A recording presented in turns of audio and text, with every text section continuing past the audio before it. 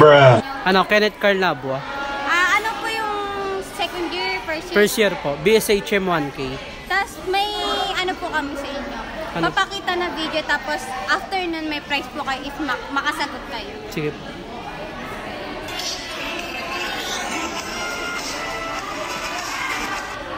Visayan Joan of Arc dahil siya.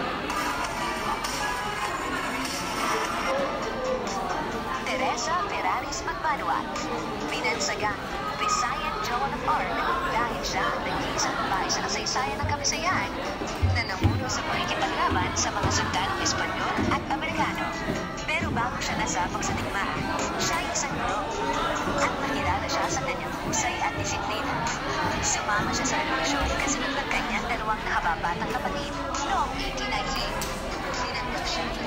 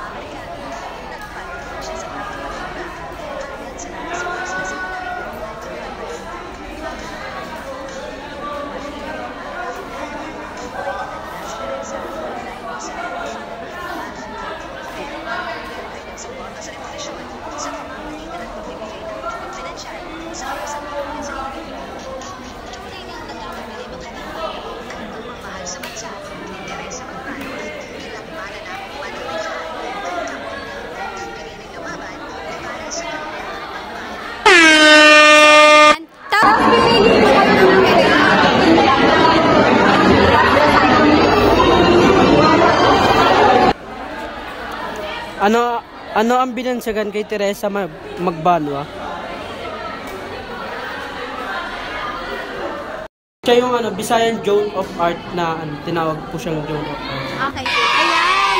So nakuha niya po, may prize po siya. May prize po si Kuya. So ayan Kuya. Thank you po. Ano mo po masasabi niyo? Maraming salamat po. Sana po makatulong po sa inyo. Thank you po.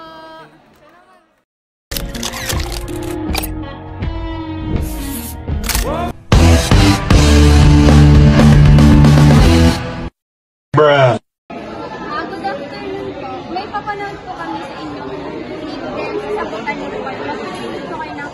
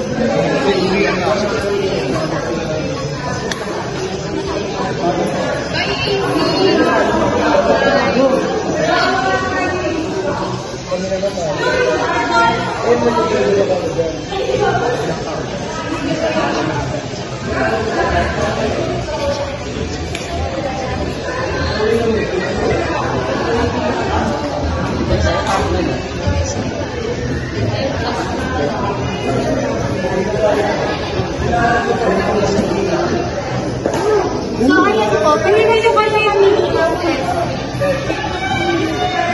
Tapos pwede po pakita. Bago po.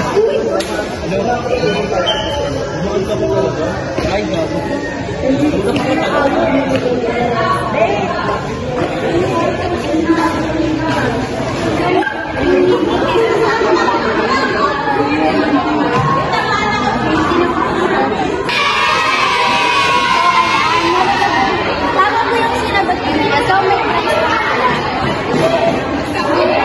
po sila. Meron po kayong dalaw ng hello. Yan. So, ano kayo po nila? Kayo na senior kayo or top? So, ano po ang sabi ng after the student, so ano masasabi niyo sa ginawa po niyo?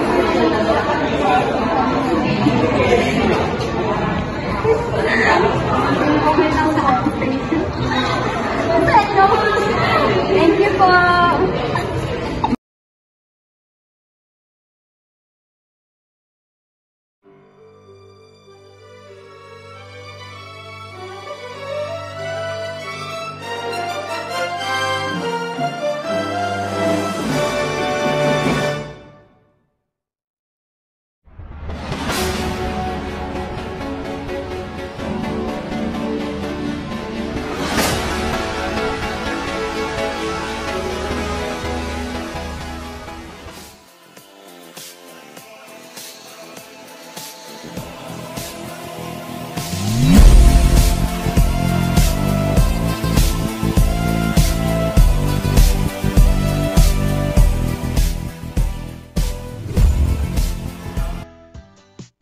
Teresa Ferraris Magbanua, binansagang Visayan Joan of Arc dahil siya ang nag-iisang babae sa kasaysayan ng Kabisayan na namuno sa pakikipaglaban sa mga sundalong Espanyol at Amerikano.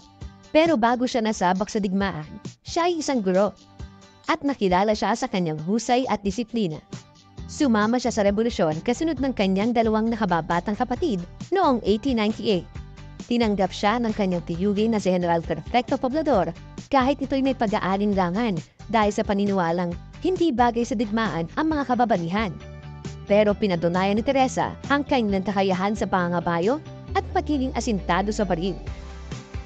Pinamunuan niya at naipanalo ang labanan sa Barrio Yating sa Aklan at sa Sapong Hills sa Iloilo, kung saan hindi naging hadlang ang pagiging mas kaunti ng armas at bilang ng kanilang hukbo. Nang sumiklab ang laban sa mga Amerikano, nagpatuloy siya sa pakikipagdigma hanggang sa napasuko sila sa Panay noong 1900. Noong dumating ang mga mananakop na Hapon, may edad na si Teresa o naiisa para makidigma.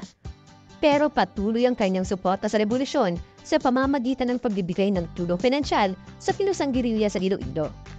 Tunay ngang nakakabilib ang katapatan at pagmamahal sa bansa ni Teresa Magbanua. Ilang mananakop man ang nagdaan, paulit-ulit ng piniling lumaban para sa kalayaan ng bayan.